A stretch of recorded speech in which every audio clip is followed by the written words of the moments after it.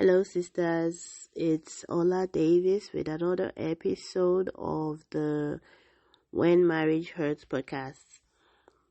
So this one is episode number 71. Episode number 71, and it's gonna be story time because I want to share with you a part of my story about how eating abuse affected my health and how it's still affecting my health and what's happened since I left my abusive marriage and what's going on with me now. And if you're new here, when I say hidden abuse, I'm referring to those hidden forms of abuse where it could happen to you for years and years and years, and you wouldn't even know that you're being abused. Specifically, emotional and psychological abuse. Okay. So yeah, that's what I call hidden abuse. It's when, this kind of abuse happens to us in our marriage and we have no idea. We just think we have marriage problems or communication problems with our spouses, but what's really going on is a hidden form of abuse. Yeah, so story time. Where do I start? Okay.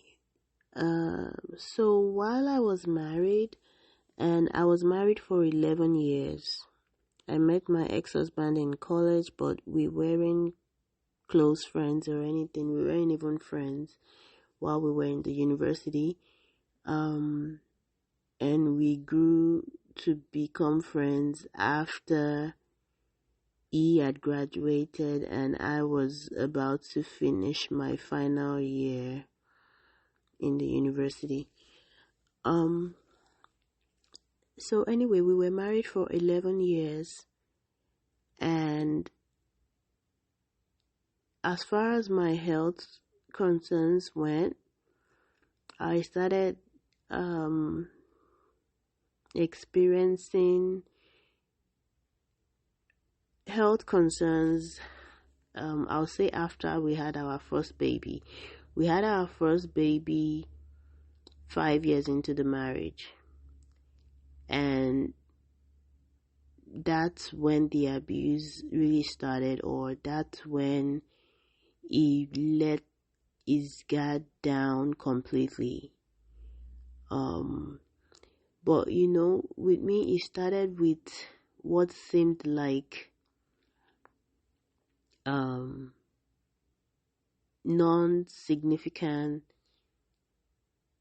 health issues. And what I mean by non-significant is that, for those of you that have kids, when you have a baby or a toddler and you're like their only caregiver, it can weigh you down, right? Because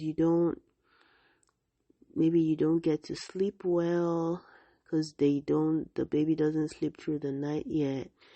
So, I would be tired and overwhelmed and all these other things that moms of very young kids, feel, right?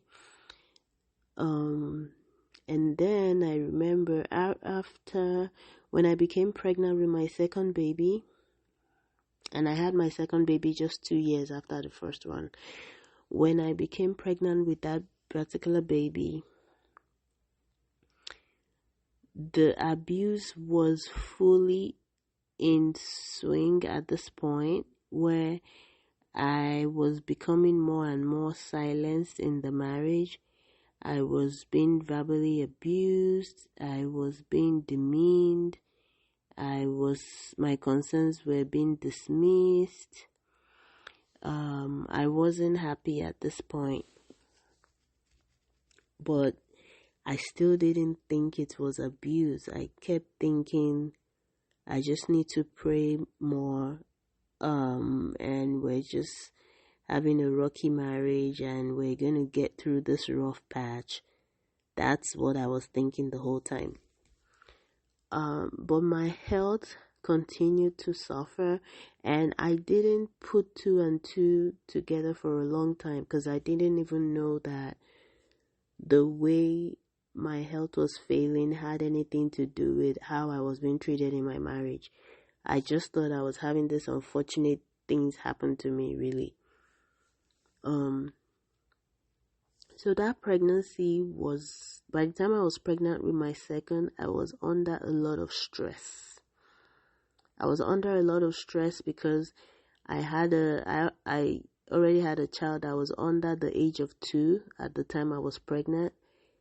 And I think she was 1 year and a few months old when I became pregnant with the second, and she was still breastfeeding, and she was such an energetic child that it felt like I was raising 2 babies when I was only raising 1. My first daughter was pretty energetic at that age, and I was alone in parenting. And when I say I was alone, I don't just mean that I was lonely, even though I was, but I mean that it felt like I was a single parent when I wasn't a single parent. My ex-husband, he felt that the only responsibilities he had was to make sure the rent was paid and to give me some money to buy groceries. Anything outside of that, he didn't think, like, he didn't seem to have any responsibilities beyond that.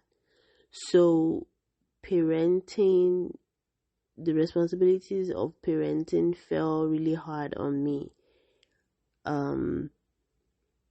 Even when I would be very weak, especially in the first trimester of the pregnancy with my second baby, at times that I would be weak, and at a point I was actually sick, right?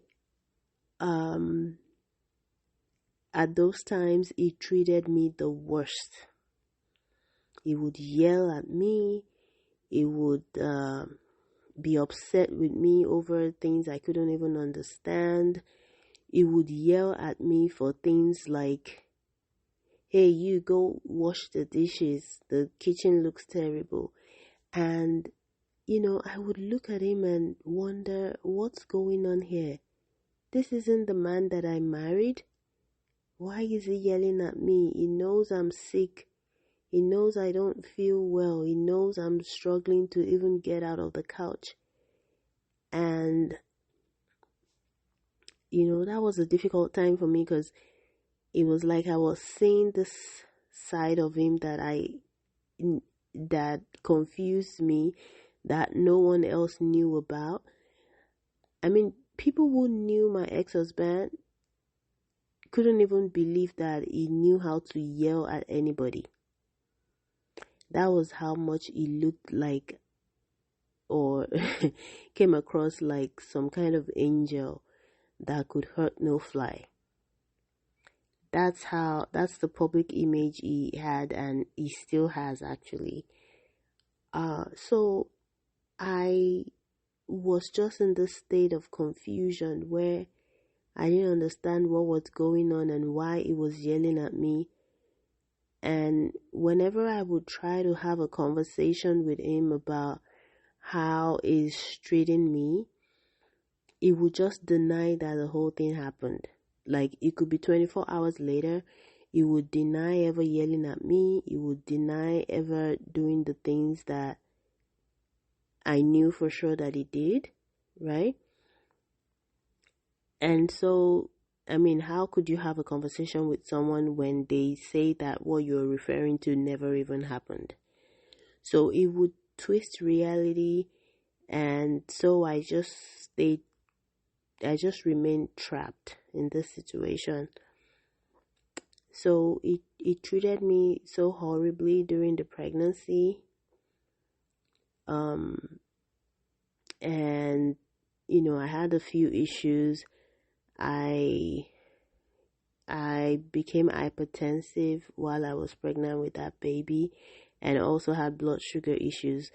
But these are issues that some women would have while pregnant, so long as it's caught early by their doctor, it's not a big deal, right? And usually after they have the baby, these issues would resolve. They call it pregnancy induced hypertension, right? Yeah. So I had that, and then I had dental issues. Um, I think I extracted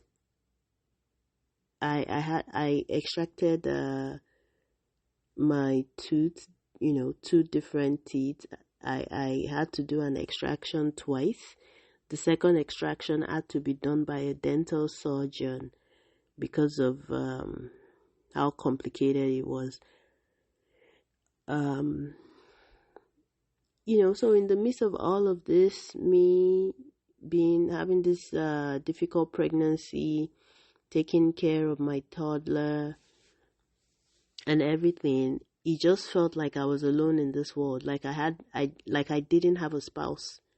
That's how it felt, because my husband couldn't be bothered with anything that was going on or anything that was happening to me. I remember a time during pregnancy I was constipated, and I just told my husband if he could get me prune juice from the store on his way back from work.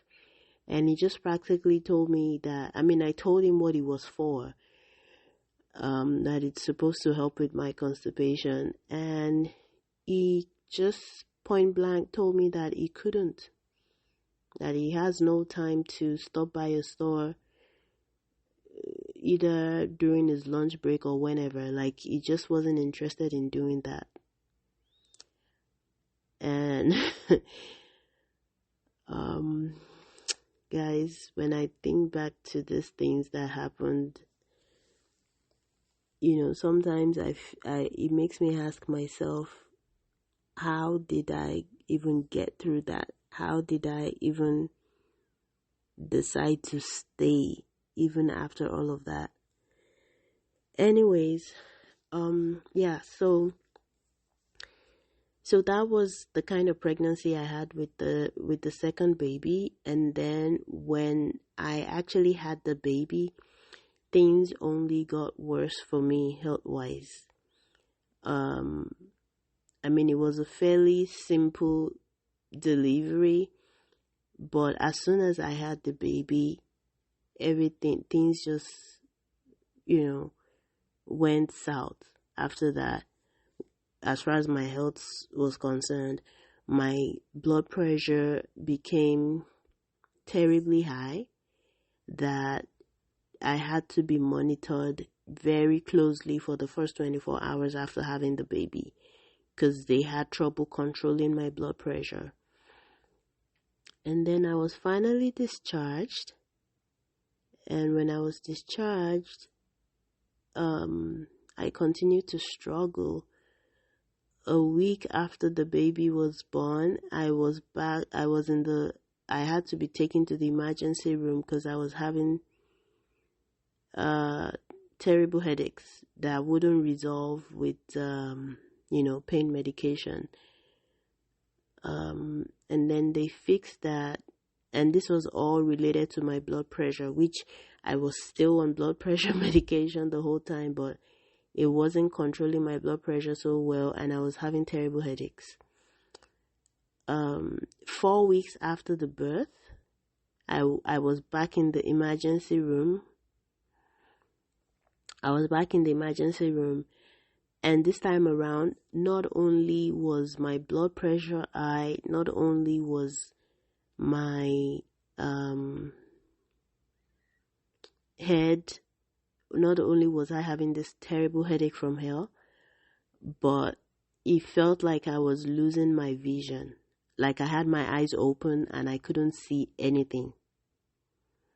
So I was rushed back to the emergency room. And when I say I was rushed back to the emergency room, my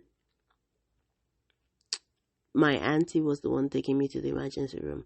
So when I got to the emergency room, the doctor wanted to do an MRI to make sure that I didn't have a brain tumor, and they were pumping all sorts of pain medication into me, via like intravenous medication.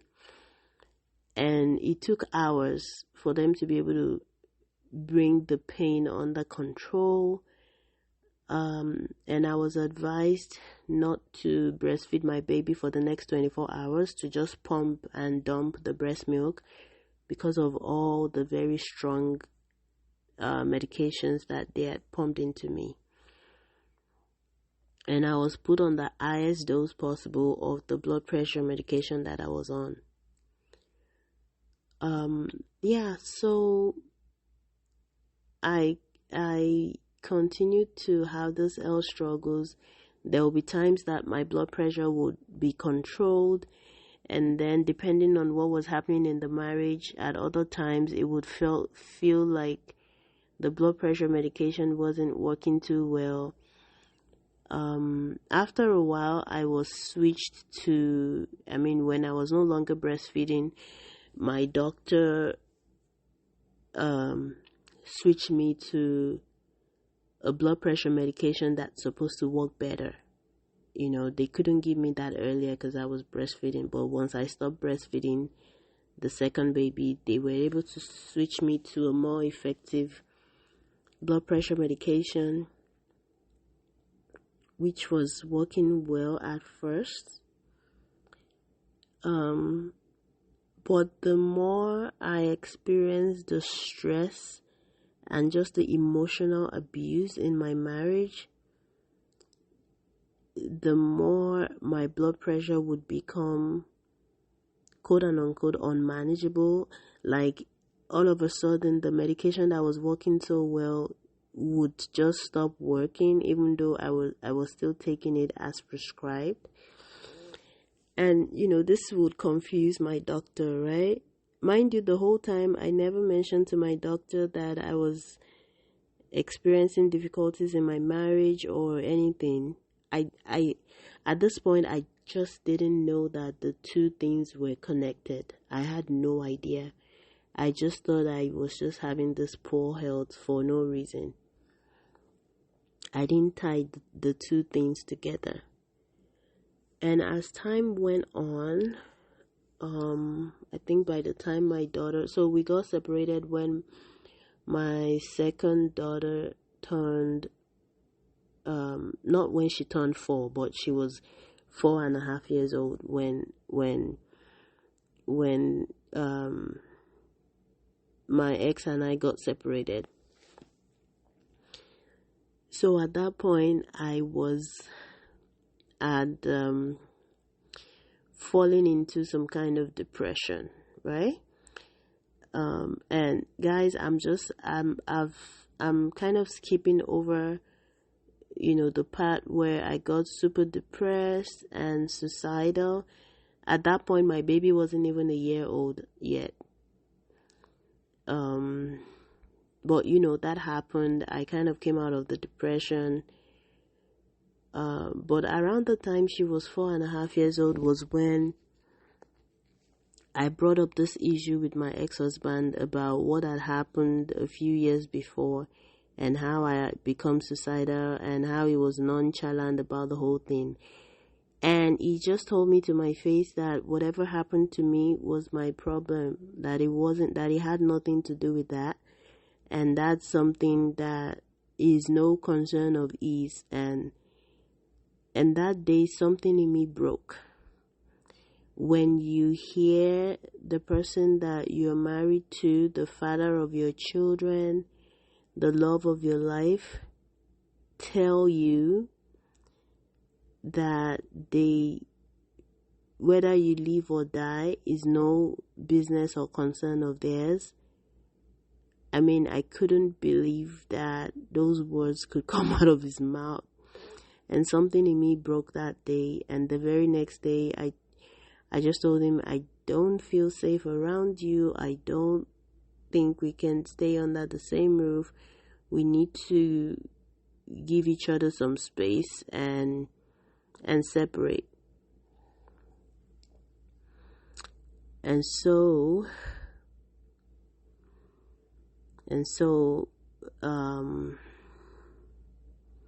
yeah, so when we got to that point, when we actually did get separated, it was like all this stress that my body had been forced to handle, that I wasn't addressing. Everything just came up to the surface, and I was hit with this strong wave of depression that I was so scared that I was going to become suicidal again. So I went to see the doctor, and I was put on antidepressants, and those really helped. And then my blood pressure, over time, my blood pressure got under control. And mind you, this was the same medication I was on for a long time that I struggled to like keep my blood pressure at a healthy level. But once my ex was out of the house and I was starting to feel safe again, my blood pressure became controlled. And so it's been 2 years since I left the marriage, and I have to be honest with you, it has not been easy. But then I'm happy that I was able to leave, because just a short 2 years later, guys, my blood pressure is under control right now. The same medication that I was on while I was married that seemed to be doing nothing for my blood pressure is now working as it should. I mean, my blood pressure is well controlled to the point where my doctor has told me not to take the medication every single day. And now I only take it every other day. So if I take it on Monday, the next time I take it is on Wednesday, and then after that it's going to be on Friday, because now if I take it every day, it drops my blood pressure too low. Isn't that wild? Like the same medication that I was taking that felt like it wasn't doing anything for me, now it works so well that I have to take it every other day instead of on a daily basis.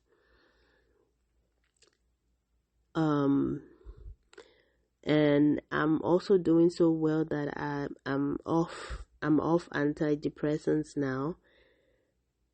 And I still had to deal with serious fatigue issues and stuff that I got treated for.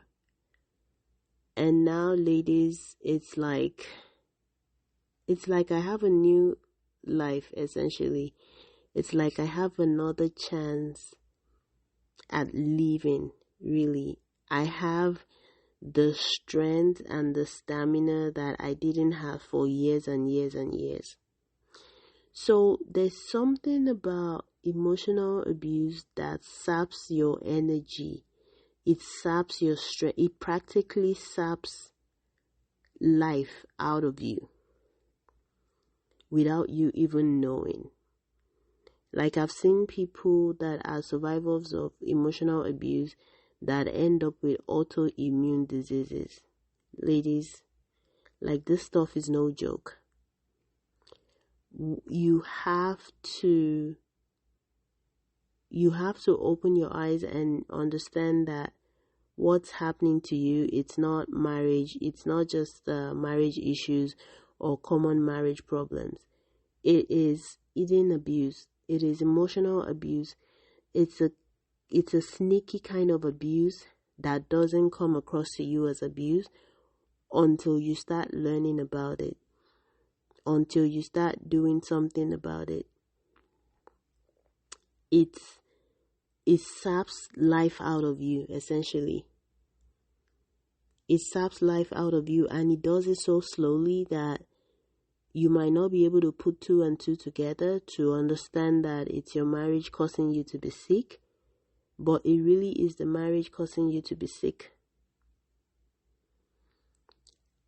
So I'm living a different kind of life now that didn't seem possible 2 years ago. I mean, I'm about to turn 40 in a few months. So 2 years ago, I was at the time I got separated just a few months to my 38th birthday. So I was 38 at the time, but my body felt like the body of an 80-year-old or something. That was how sick I was in my body. I mean, I know a number of 80-year-olds that are even more, that seemed more healthy and energetic, you know. And now that I've been out of the marriage for a while and I'm healing nicely and I'm taking care of my health, I am feeling stronger and stronger. And I'm doing well, not just mentally, but physically as well, and emotionally. So yeah, ladies, that's all I want to share with you today. Just share my story with you about how the abuse affected my health and how getting out and taking good care of myself, you know, how that has helped 2 years after the fact. And I'm still healing, you know. I'm still, like I've said before, healing is not a destination, it's a journey. I'm still healing, and I'll probably be healing for the rest of my life, but I'm having a better quality of life overall. It hasn't been easy, it wasn't easy, but what I always tell people is this: living is never going to be easy. It's going to feel like a death. It's going to feel like dying. It would almost feel like, oh my goodness, I can't do this. I feel like I'm going to die. But you won't, you know, as long as you surround yourself by supportive people and supportive professionals, health professionals, mental health professionals, you are going to get through it. You really are going to get through it. I felt like I was going to die at some point. Like it was too painful, but I just knew this was the way to go. I knew I couldn't look back. I knew looking back would mean, it could mean my demise. And this is just me, right? So anyways, I think I'm going to stop there to keep the episode from being unnecessarily long. But that's my story, guys. That's how I've gone from feeling like I wasn't going to make it to age 40 to me looking forward to my 40th birthday in a few months now. Thank you so much for listening. If you're new here, please know that we're on social media, on Instagram at When Marriage Hurts, and we also have a private Facebook group at When Marriage Hurts. I'd love to hear from you. If you've never left us a review, please leave a review on Apple Podcast. And what your review is going to do is going to help boost the podcast and give us more visibility, so that people that are trying to find a podcast like this one have it suggested to them so they can find it easily. I'd love to hear from you. Let me know how these episodes are helping you. If you have any suggestion about topics you would like to hear about on the podcast, please don't hesitate to reach out to me and let me know. I always love hearing from you and love hearing about how the podcast is helping you. Until the next time I come your way, ladies, I want you to know God loves you so much and He will never leave you nor forsake you. Have a wonderful week ahead. God bless.